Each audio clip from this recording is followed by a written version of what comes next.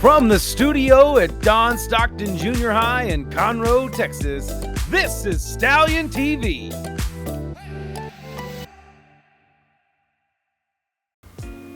Good morning, Stockton Stallions. I'm Valerie Arrington, and thanks for joining us this Friday morning.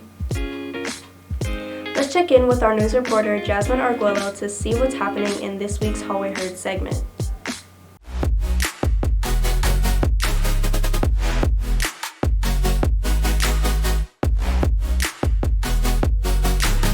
October is National Bullying Prevention Month. Octubre es el mes nacional de la prevención del acoso escolar. This month-long event is dedicated to raising awareness, prevent bullying, and promote kindness, acceptance, and inclusion in our school and community.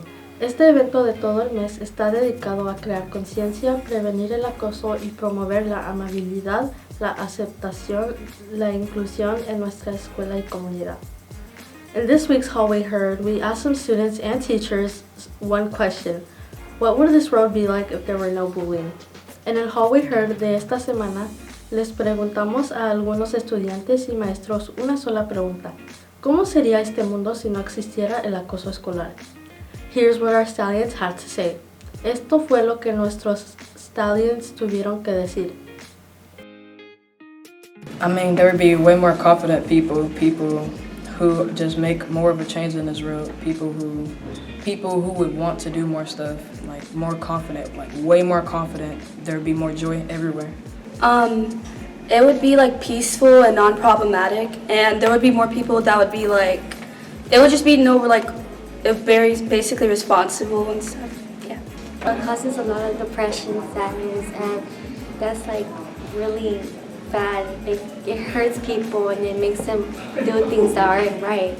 So it would be much more better for them because the community would be way better, and it would be better for them like during school and everything.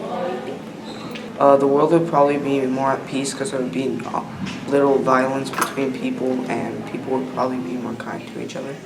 If there was no bullying in this world, I feel like it would be a utopia, everybody collaborating and working together. It would be smooth and an amazing experience. I think it would be a lot happier and there would be a lot less fights. This world would be kinder, it would be gentler. People wouldn't feel the need to always try to prove themselves and be validated. I feel like if the school didn't have bullying, school would be a lot less filled with drama and a lot more kind. Sería un lugar en donde todos podríamos convivir de manera pacífica. Sería muy padre. Because all people can be friends, and they're gonna be not going to school. They're not gonna be fighting. Porque la gente puede hacer lo que quiera sin que otra gente le esté diciendo qué hacer y qué no hacer. If there were no bullies, the world would be full of confident people, bold enough to be themselves and shine their bright light in the world. I think it will be more positive and no one going through depression. Más, y si todavía andaba bullying, todos nos podíamos sentir mal de nosotros, como que, un ejemplo, no seas tan estable con las otras personas y más te va a dar miedo con andar con otras personas nuevas. Pues sin bullying podrías estar bien con otras personas. I think the world would be just honestly a better place, and everybody would be kind to each other, and it would just be positive. If there were no bullying, this world would be extremely kind, extremely gentle, extremely loving. The world would be a safe space for everybody. I think there would be much better friendships. I think there would be less anxiety. I think there would be less violence and less discrimination. I think it would just be overall a better world. At the end of the day, people are still gonna disagree, but they will learn to do it with respect instead of cruelty. People have a lot more confidence in themselves. I feel like we often care too much about what other people think about us and how they feel towards us. So other people's opinions of us matter, and I think if there were no bullies and we just built each other up instead, then we would have a lot more confidence, a lot of positive energy going out there into the world. On Wednesday, October 22nd, wear orange for Unity Day. El miércoles 22 de octubre, usa naranja para el Día de la Unidad. This is a day when we can come together to send a visible message of building community through kindness, acceptance, and inclusion. Este es un día en el que podemos unirnos para enviar un mensaje visible de construir comunidad a través de la amabilidad, la aceptación y la inclusión. The call to action is simple. Wear and share the color orange. El llamado a la acción es simple. Usa y comparte el color naranja. I'm Jasmine Arguello, Stallion TV News. Soy Jasmine Arguello, Noticias Stallion TV. Thanks, Jasmine. Lots of middle schoolers post and share information about themselves and others on social media. But in a world where oversharing might seem normal, it's important to think about our digital footprints, the things we leave behind online. In this video, you'll hear what teens have to say about sharing on social media, and you can think critically about the decisions you're making anytime you post something online. It's part of our series on digital citizenship. The idea of, posting and having a lot of people see it can definitely be kind of scary. If you're a teenager, you're gonna make bad decisions sometimes. They can screenshot it, they can do so many things to save that, and they can edit it in ways that you won't want them to. Whether or not you think it'll go away, it's there. Anything you post online, you're stuck with.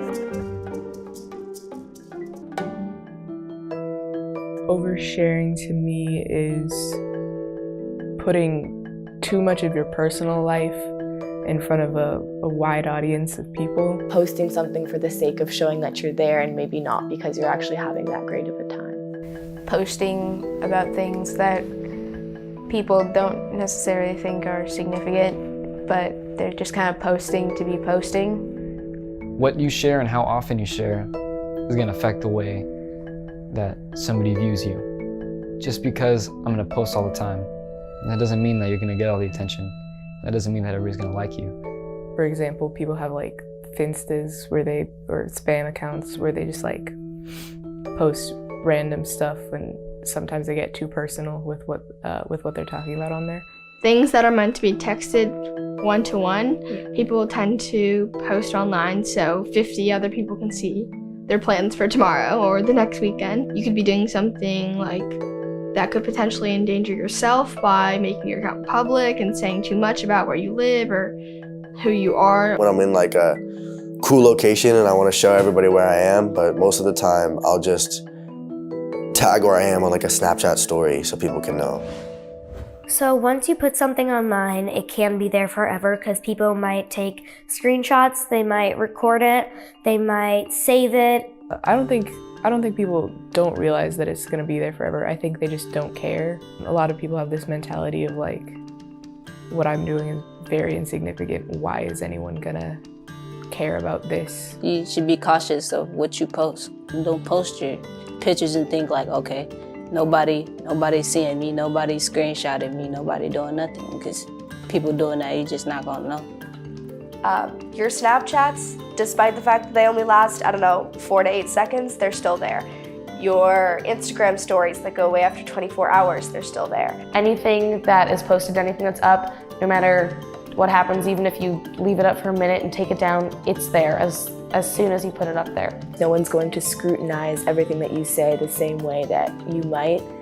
You are not obliged to post every second of your life in order to please what you might seem as the majority of people. So when you feel like you have to post all the time, when you feel like you have to do this in order to get fame and attention, you don't. It's not your job. That's something you always have to be thinking about. What do you want people to remember you on social media as?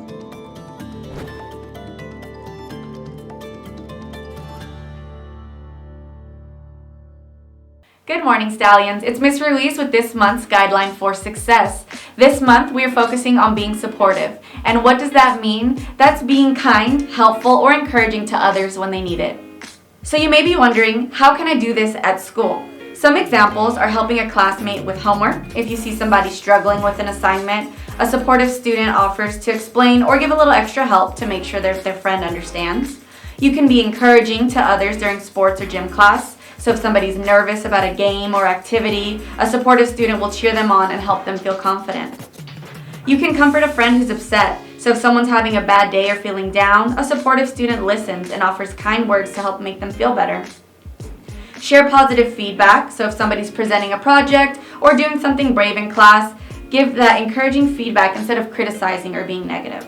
And lastly, you can always stand up for others. If someone is being teased or left out, a supportive student steps in to show kindness and help include them. So remember, students, for this month, we're focusing on being supportive stallions. Thanks, Ms. Ruiz. Thanks for joining us. And remember, we don't do easy, we do excellence. Have a great day and weekend.